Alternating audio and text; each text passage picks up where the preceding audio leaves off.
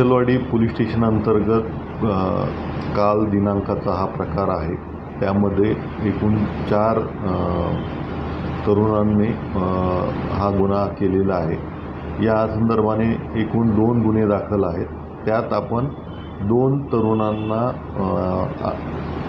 ताब्यात घेतलेलं आहे। सध्या जस्ट त्यांना आपण ताब्यात घेतलेलं आहे। त्यांना आपण याविषयी विचारपूस करत आहोत।